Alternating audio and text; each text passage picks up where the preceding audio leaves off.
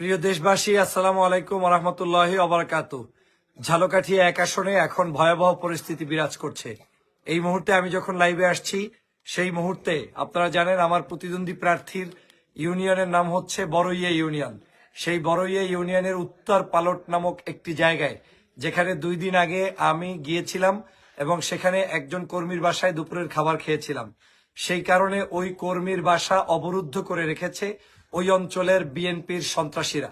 পাশাপাশি সেখানে তাকে সহ অনেক নেতাকর্মীর উপরে আক্রমণ করেছে, আহত করার চেষ্টা করেছে। বাংলাদেশ সেনাবাহিনীকে ধন্যবাদ জানাই, তারা ইতিমধ্যেই সেখানে যাওয়ার চেষ্টা করেছে। আমি জানি না লাইভের চলা অবস্থায় তারা সেখানে পৌঁছাতে পেরেছে কিনা, কিন্তু আমি প্রশাসনকে জানিয়েছি, ওসি সাহেবকে ইতিমধ্যেই আমি অবগত করেছি। কিন্তু সেই জায়গায় যে পরিস্থিতি চলছে সেটা কোনো ধরনের রাজনৈতিক পরিস্থিতি এখন আর নেই। আপনারা জানেন আমার প্রতিপক্ষ প্রার্থী বিএনপির যে প্রার্থী, তাদের যে অঞ্চলটা, সেখানে স্বাভাবিকভাবেই অন্য আরেকজন প্রার্থী গেলে তার প্রতি অন্য ধরনের ব্যবহার করা উচিত ছিল, তাকে ভালোবাসা উচিত ছিল। আমাদের কর্মীরা যেই বাড়িতে যাবে সেটা তার অধিকার, সে তার পোস্টার বিলি করবে, সে তার ক্যাম্পেইন করবে। কিন্তু আমিও যখন প্রথম একবার ক্যাম্পেইন করতে গিয়েছিলাম, ওই জায়গায় কিন্তু আমাকে পর্যন্ত অপমান করার চেষ্টা করেছিল। যদিও সেই সময় আক্রমণের মতো কোনো ঘটনা ঘটেনি, আমরা তখন ফেরত এসেছি। আমরা সর্বোচ্চ ধৈর্যের পরিচয় দিয়ে চাচ্ছি যে তাদের সাথে সুসম্পর্ক রেখে প্রত্যেককে সম্মান করে নির্বাচনটা পরিচালনা করার। কিন্তু আজকের এই দিনে, এই মুহূর্তে তারা 3 জায়গায়, আমি আপনাদেরকে রিপোর্ট দিচ্ছি, আমুয়া ইউনিয়নে পর্যন্ত 6 নং ওয়ার্ডে বিএনপির সন্ত্রাসীরা হামলা করেছে জামাতের কর্মী দিদার ইসলামের উপরে, এবং তিনি এখন গুরুতর অসুস্থ। এবং আমি সে বিষয়টা কাঠালিয়ার উপজেলার যে ওসি সাহেব রয়েছেন তাকে ইতিমধ্যেই ইনফর্ম করেছি।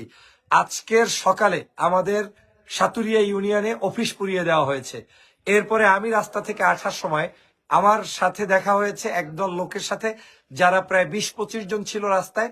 তারা সেখানে অর্থ বিলি করার পরিস্থিতিতে দাঁড়িয়েছিলেন এবং আমি তাদেরকে জিজ্ঞেস করলাম, আপনারা কি এখানে ক্যাম্পেইনে এসেছেন? বলে হ্যাঁ, আমরা ক্যাম্পেইন করছি। তার মানে এখন বৈধভাবে ক্যাম্পেইন করার কোনো সুযোগ নেই। 20-25 জন মানুষ গভীর রাতে কোন বাড়িতে যাচ্ছে টাকা নিয়ে, পয়সা নিয়ে, অনৈতিকতার, সেটাও আমি প্রশাসনের দৃষ্টিগোচর করার চেষ্টা করেছি। কিন্তু এই হচ্ছে এখন তাদের পরিস্থিতি। তাদের হাতে ভোট নেই, তাদেরকে জনগণ পছন্দ করে না। পালটের দিকে নজর দিন। আমি পালটে কোনো কিছু যদি হয় তার জন্য সরকারকে দায়ী থাকতে হবে। আমি নিজে পালটে ভোট সেন্টারগুলোতে নিজে যাব, পাহারা দিব।